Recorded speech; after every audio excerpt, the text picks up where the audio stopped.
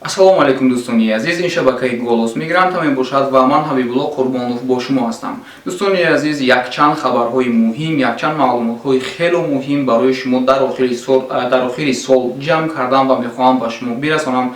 Барои ин ҳатман наворо то охир тамошо кунед, чун ки аз ҳамаи хабарҳо огаҳ бошед ва дар ҳуҷҷатгузориҳоятон ягон доғе, ягон камбудие ба амал наояд. Хуб дӯстони азиз, навро ҳатман ба ёру дӯстони худ паҳн намоед, то ин ки онҳо ҳам аз ин гуна хабарҳо огаҳ бошанд. Тариқи имо, WhatsApp, Viber ва дигар мессенҷерҳое ки ҳастанд. Веда кунун пеш аз оне ки ҳамаи хабарҳоро ба шумо мегӯям, як тавсияи хуби дигар низ ба шумо бидиҳам. Агар шумо дар соли оянда хоҳед ки ҳуҷҷатҳои худро аз нав бикунед ва барои ин ба гузаштани сарҳад ниёз дошта бошед, ҳатман шуморо тавсия медиҳам ки аз таксиҳои Муҳиддин истифода кунед, ки онҳо ҳар рӯз аз метро Водный стадион мераванд, яъне ки ҳар рӯз мераванд ва инҳо бо мардум чӣ гуна муносибат мекунанд ман худам нағз медонам, чунки ман қариб ҳар рӯз бо ҳамин Муҳиддин ҳастам, чунки дар корҳои хайре ки мо барои муҳоҷирон мекунем ҳар рӯз худи Муҳиддин бо мост. ҳатман ба ҳамин рақамҳо занг занед ва сарҳадро хуб рафта гузаред. ҳар нафаре ки ҳар муҳоҷире ки супоридани пули патенташ дар санаҳои 7-ум, 8-ум, яъне ки аз 1-ум то 11-ум, 10-ум, 11-ум бошад, агар 11-уми январ ё фарқ дорад, ҳар моҳ, масалан ман ҳар моҳ 8-уми число пули патенти худро месупорам. Агар аз шумо ҳам ҳамин хел бошад, моҳи январро пешакӣ супоред.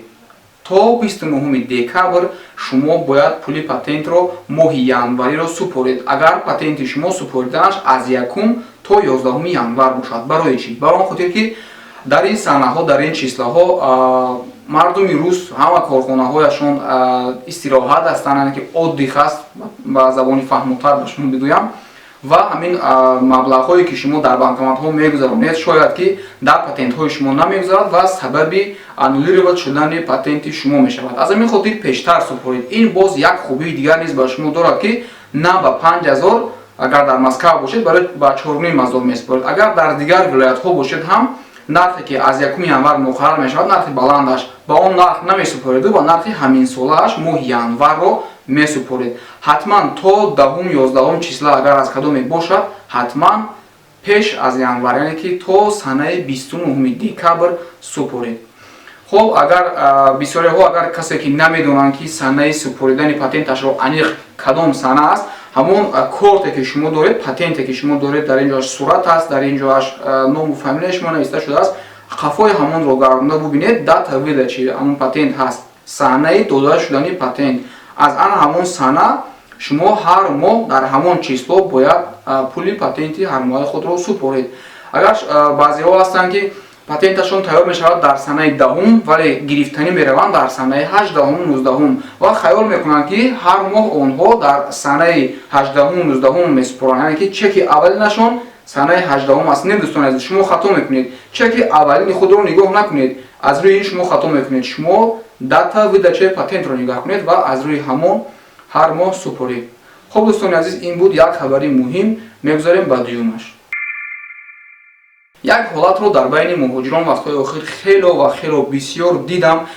Онҳоро ҳам фаҳмудам, вале ба ҳар ҳол вақте ки як нафарро мефаҳмонӣ дигар асту дар ҷамъ ҳамаро мефаҳмонӣ дигар аст. Бисёриҳо ин корро мекунанд. Дӯстони азиз, бисёре аз муҳоҷирони мо меоянд дар Русия, регистратсия намекунанд, патент намекунанд ва то 6 моҳ, 7 моҳ, қариб 1 сол беҳуҷҷат кор мекунанд ва вақти хона рафта аз консулгарӣ справка возвращения на родину мегиранд. Ба кадом хотир мегиранд? Ба он хотир ки фикр мекунанд гӯё онҳоро запрет въезд намемонанд агар справкаи возвращения на родину бигирӣ.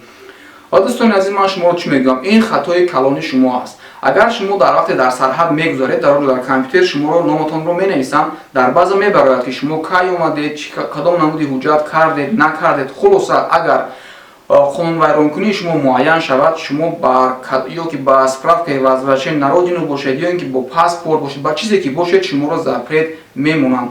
ва дар ин ҷо шумо як чизи калонро бой медиҳед. Чизи калон ин аст ки шумо паспорти худро безеб мекунед. Паспорти шумо вақте ки шумо аз Тоҷикистон меояд дар Русия, ба шумо печат мезананд ки ба Русия даромад, ва вақте ки аз ин тараф рафтан шумо справкаи возвращения на родину мегиред, паспорти худро дар сумка мепартоед ва паспортро ба Тоҷикистон мебаред. дар Тоҷикистон шумо ин паспорт, яъне ки ин шиносномаи хориҷиро дигар истифода бурда наметавонед, чунки охирон печаташ мегӯяд ки шумо дар Русия будед. Аз Русия шиносномаи шумо набаромадааст, печати аз Русия баромад, дар Тоҷикистон даромад, надорад чунин печат. аз ҳамин хотир шумо маҷбур мешавед ки боз як шиносномаи дигар аз нав бихаред, яки шиносномаи нав тайёр кунед. ба ҳамин хотир ин чӣ мегӯям хатогиро накунед дӯстони азиз. бо ҳамон шиносномае ки доред ба ҳамон рафтан бигиред, ҳарчанд ки шуморо агар запрет въезд ҳам ки мондан, ба ҳар ҳол шиносномаи шумо дуруст аст, метавонед намедонам Қазоқистон биравед ё ин ки ягон кишвари дигар коркунӣ агар рафтан бихоҳед, шиносномаатон ба ҳар ҳол безеб нашудааст.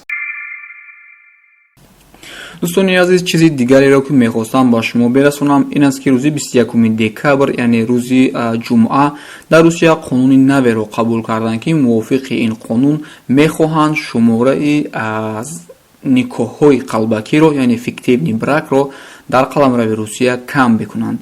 яъне ба ҳамин маълум аст ки бисёр шаҳрвандони хориҷӣ барои гирифтани РВП тариқи ЗАГС, яъне тариқи ақди никоҳ бо шаҳрвандони Русия никоҳҳои қалбакӣ мебанданд ва ба ин восита РВП мегиранд.